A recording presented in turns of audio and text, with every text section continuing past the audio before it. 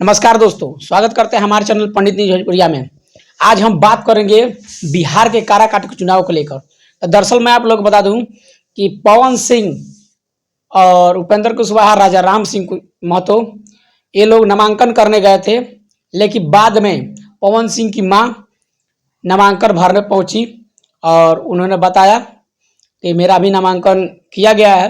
लेकिन नामांकन पवन सिंह की मां क्यों की, आखिर इसमें असली सच्चाई क्या है? तो बने रहिएगा हमारे वीडियो पे। अगर चैनल पर नए हैं तो चैनल को सब्सक्राइब जरूर कर लीजिएगा। दोस्तों, मैं आप लोग बता दूं कि पवन सिंह को ऐसा लग रहा था कि बीजेपी हमारे साजिश में हमारा जो नामांकन है वो रद्द करने का प्रयास करेगी।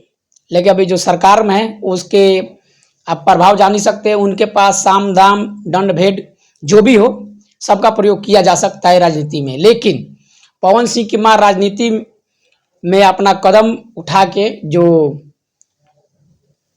पवन सिंह का हिम्मत बढ़ाया है वो काबिले तारीफ है। तो दोस्तों, मैं आप लोगों को बता दूं कि पवन सिंह और उपेंद्र कुशवाहा के बीच में जब ये राजनीतिक लड़ाई छिड़ी हुई थी तो पवन सिंह आगे निकले हुए नजर आ रहे थे। लेकिन अभी उपेंद्र कुशवाहा जी का नामांकन रद्द हो गया है, क्योंकि उनका जो 5वां स्टेप का जो फॉर्म था वो गलत हो गया है। तो मैं आप लोग को बता दूं कि ये गलत होने का एक वजह है, अगर आप सही से डिटेल नहीं देते हैं अपने प्रॉपर्टी का तो नामांकन रद्द किया जा सकता है। और चुनाव आयोग का ये फैसला जो है वो बिल्कुल सही है और इनका आगे जो होगा वो देखा जाएगा। लेकिन अभी मामला जो छिड़ गया है वो भयानक मुद्दा छिड़ गया है। अब काराकाट में उपेंद्र कुशवाहा नहीं रहे और सिर्फ अब बच गए हैं राजा राम सिंह महतो जी, और उनके बीच और पवन सिंह के बीच एक भारी भरकम मुकाबला होने जा रहा है। और इस पे आप लोगों की क्या राय है कि पवन सिंह काराकाट से चुनाव जीतेंगे या नहीं जीतेंगे, और इस पे अपना मत जरूर दीजिएगा।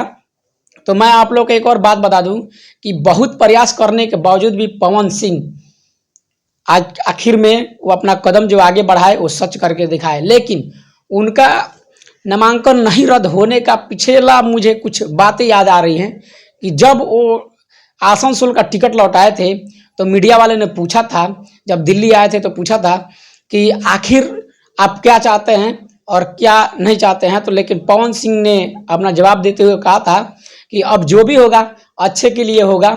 लेकिन मुझे सीधा सीधा समझ में आ गया है कि अब पवन सिंह के साथ जो भी हो रहा है वो अच्छा हो रहा है। लेकिन पवन सिंह के साथ जो अभी बीजेपी कर दी है वो बहुत गलत कर दी है।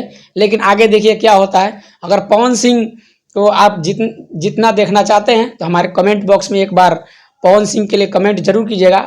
तो मिलते हैं किसी नेक्स्ट वीडियो में, तब तक दीजिए इजाजत। धन्यवाद।